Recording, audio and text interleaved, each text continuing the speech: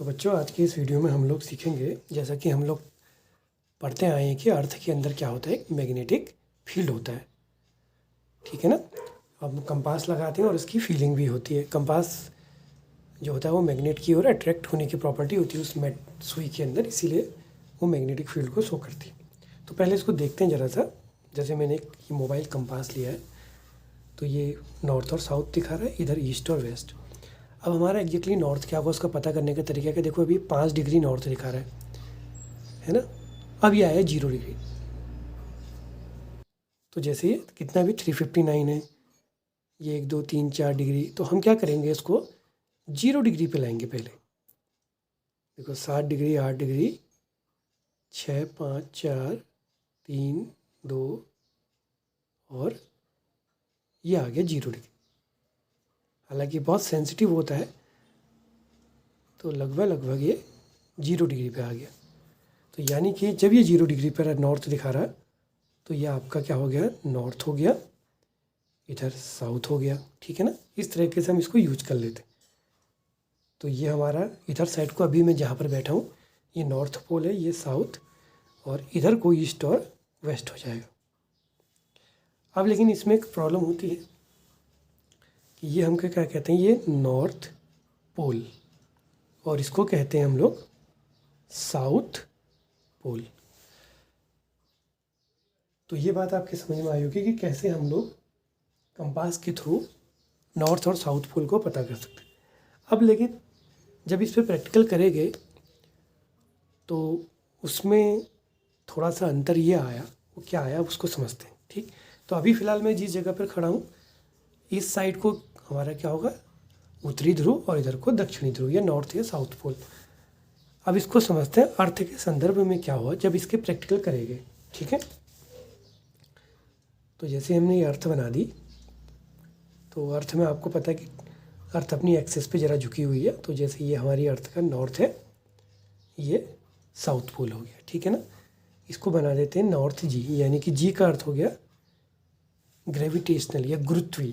ठीक है ना। जियोग्राफिक, इसको हम क्या कहेंगे, जियोग्राफिक नॉर्थ पोल, इसको कहेंगे जियोग्राफिक साउथ पोल। ठीक है ना। भौगोलिक उत्तरी और भौगोलिक दक्षिणी ध्रुव। अब इसमें क्या हुआ कि अभी हमने जो कंपास रखा था, उस कंपास की मीनिंग क्या थी, वो इधर नॉर्थ और इधर साउथ दिखा रहा। लेकिन जब इसके प्रैक्टिकल करेंगे तो क्या देखा गया कि हम जब कंपास को लेके गए अलग अलग जगहों पर, आपने जैसे कंपास देखा होगा, तो जब रख के गए हम लोग, तो क्या हुआ कि एक्चुअली में होना क्या चाहिए था, जब आप कंपास को नॉर्थ पे लाएंगे यहाँ पर, तो वो नॉर्थ ऐसे दिखाना चाहिए ज्योग्राफी वाले पे, लेकिन वो यहाँ पर ना मिलके थोड़ा सा, कहते हैं कि इससे 500 किलोमीटर दूर है, यहाँ कहीं पर उसने नॉर्थ पोल को दिखाया। तो इसका अर्थ क्या हुआ कि जो कंपास, यानी कि अर्थ के अंदर भी क्या है, जो हम मैग्नेटिज्म की बात कर रहे थे, वो मैग्नेटिज्म में 2 पोल अर्थ में भी हैं। कंपास को जब हम यहाँ से प्रैक्टिकली ले गए तो क्या हुआ, जैसे ये नीडल हो गई। ठीक है ना। ये नीडल की डायरेक्शन इस तरह की दिखाई गई, ये और ये यहाँ पर जाके बिल्कुल ये ऐसे आ गई, यानी कि यहाँ नॉर्थ इधर को अट्रैक्ट हुआ, तो यानी कि ये नॉर्थ पोल हो गया। और यहाँ कहीं से जब इसको शुरू किया गया, तो ये कुछ इस तरह से आया, यहाँ से एक जगह से, यहाँ से बिल्कुल खड़ा आया, बिल्कुल ऊर्ध्वाधर लंबवत परपेंडिकुलर। तो ये क्या हो गया, यानी कि यहाँ पर उसका नॉर्थ रिपल कर रहा है, यहाँ पर नॉर्थ अट्रैक्ट कर रहा है। तो ये पाया गया कि जो कंपास जिस नॉर्थ और साउथ को इंडिकेट करता है, वो बिल्कुल ज्योग्राफी के नॉर्थ और साउथ से नहीं मिले, बल्कि वो उससे करीब अबाउट 500 किलोमीटर समथिंग की डिस्टेंस है, उसने दूर मिले। तो ये कहा गया कि ये जो पोल है, इसको NM कहा गया, इसको NM और इसको SM।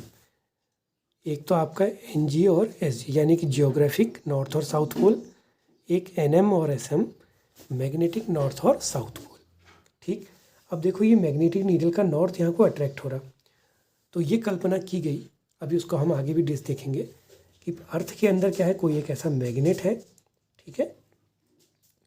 जिस मैग्नेट का साउथ इधर को होगा और नॉर्थ इधर को, क्योंकि नॉर्थ यहाँ को अट्रैक्ट हो रहा, मैग्नेट की प्रॉपर्टी, नीडल की प्रॉपर्टी ये होती है कि वो अट्रैक्ट होती है। तो यहाँ को कौन सा पोल रहा होगा, साउथ, तभी तो इसका नॉर्थ नीडल का अट्रैक्ट हुआ, और यहाँ रिपल हो रहा तो यानी कि यहाँ पर साउथ पोल।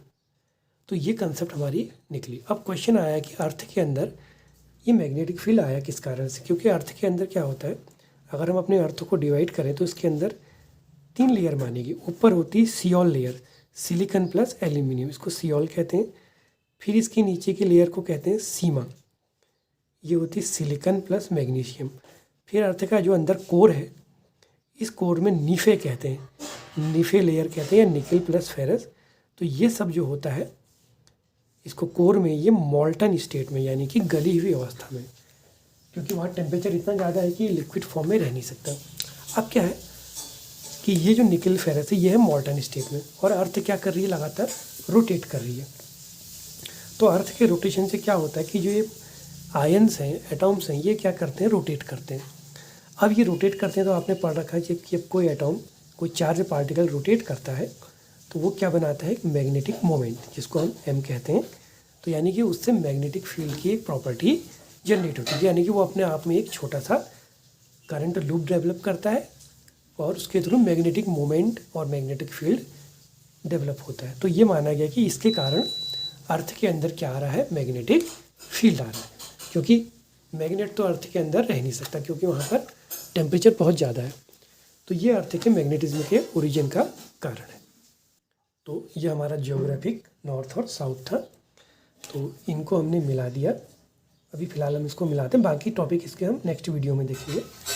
तो जैसा कि मैंने बताया, इसको बहुत ढंग से समझना है। ये सबसे अगर कहें तो, अगर समझने की दृष्टिकोण में कहें तो बहुत टिपिकल टॉपिक भी है। क्या हुआ, आपने नीडल को रखा, तो नीडल जो होती, जब आप उसको अर्थ के सरफेस के नज़दीक ले जाएंगे तो वो नॉर्मली सरफेस के हॉरिजॉन्टल रहती है, क्योंकि बहुत छोटी, इतनी बड़ी नीडल तो होती नहीं है।